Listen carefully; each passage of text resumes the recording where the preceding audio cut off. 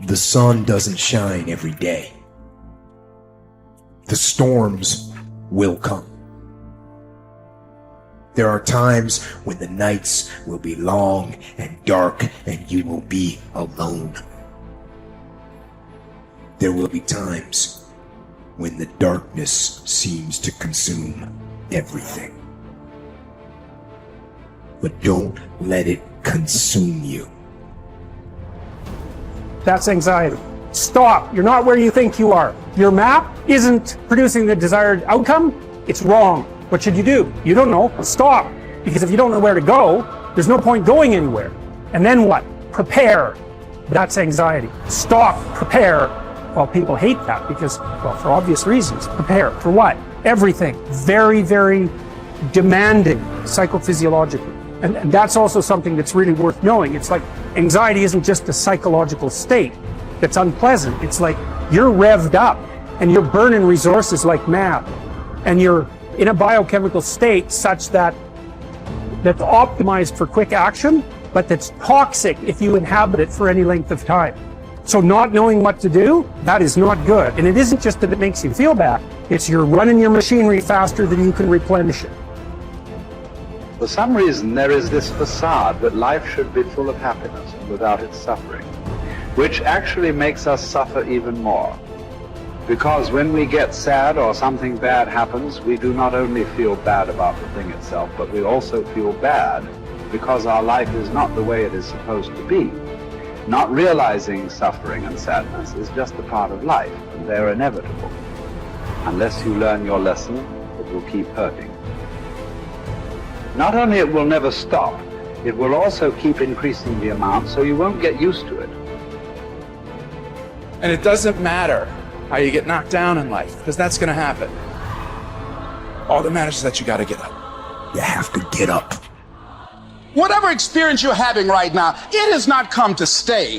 It has come to pass. Sometimes you have to just back up and go within yourself and pray and meditate and recharge your batteries. Go away, clear your head, and then come back and look at it from a different vantage point. Don't operate while you are under the spell or the effect of what's going on. Don't allow your emotions to control you. We are emotional, but you want to begin to discipline your emotion. If you don't discipline and contain your emotions, they will use you. You don't have to force yourself or motivate yourself to think negatively, to be depressed, to beat yourself up over the head, to feel loaded with guilt. You don't have to make any effort to do that. Your mind is on automatic. It will do that by itself. But if you want to begin to move into your own personal greatness, you've got to be willing to go against the tide. You've got to be willing to harness your will and say, in spite of this, I'm in control here. I'm not going to let this get me down. I'm not going to let this destroy me. I'm coming back. The same situation can either be perceived as a lead ball chained to your feet or as wings growing out of your shoulder blades. How you interpret the challenge is crucial to your success of overcoming it. Ultimately, it's never the challenges that matter, but how you perceive them. If you work at that which is before you, following right reason seriously, vigorously, calmly, without allowing anything else to distract you, but keeping your divine part pure, as if you should be bound to give it back immediately. If you hold to this, expecting nothing, fearing nothing, but satisfied with your present activity according to nature, and with heroic truth in every word and sound which you utter, you will live happy. And there is no one who is able to prevent this.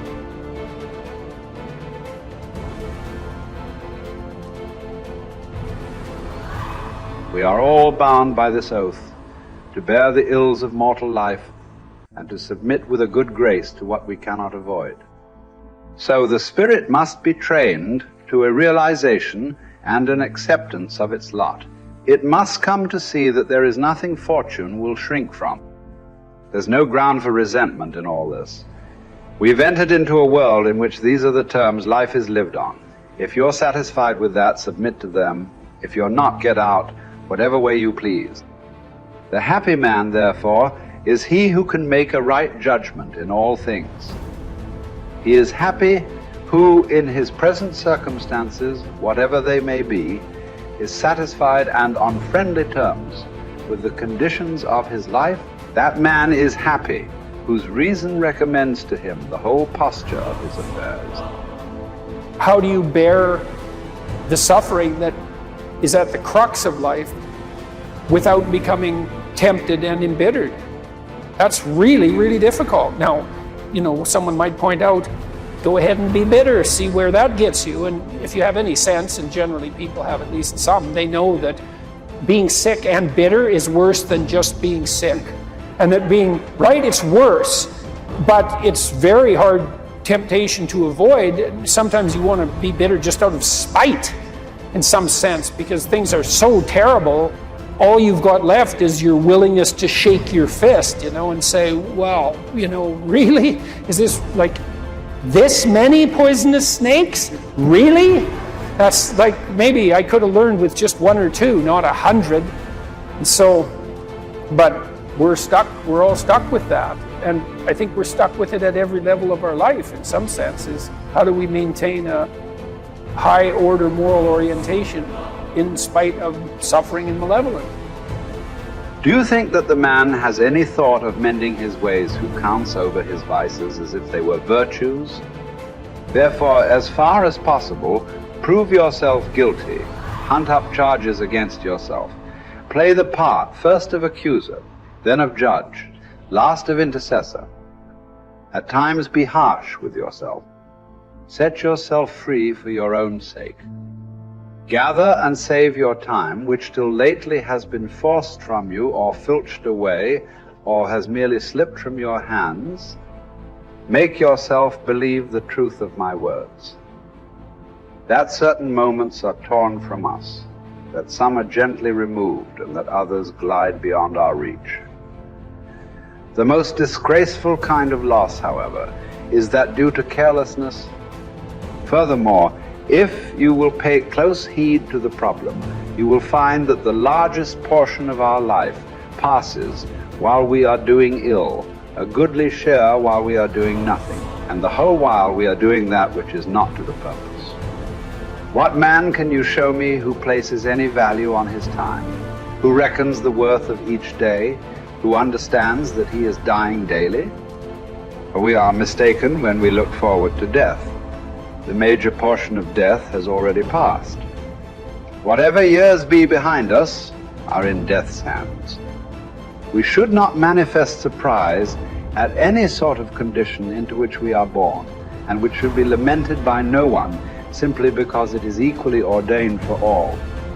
Yes, I say equally ordained, for a man might have experienced even that which he has escaped. And an equal law consists not of that which all have experienced, but of that which is laid down for all.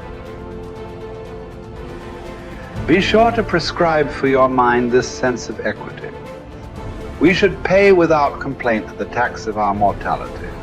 If you're looking for certainty, the reality of suffering is certain. I mean, what do you accept as evidence above all else? That's a good question. That's a hard question. But I would say pain is up there. It's very difficult not to believe in the reality of your own pain. It's somewhat easier not to believe in the reality of other people's pain. That's not so easy either, but it's your pain seems to be undeniably real. And so it does beg a question, which is, if pain is undeniably real, is that which overcomes pain even more real? And I think that's, in some sense, that's the idea that lurks behind the idea of the resurrection.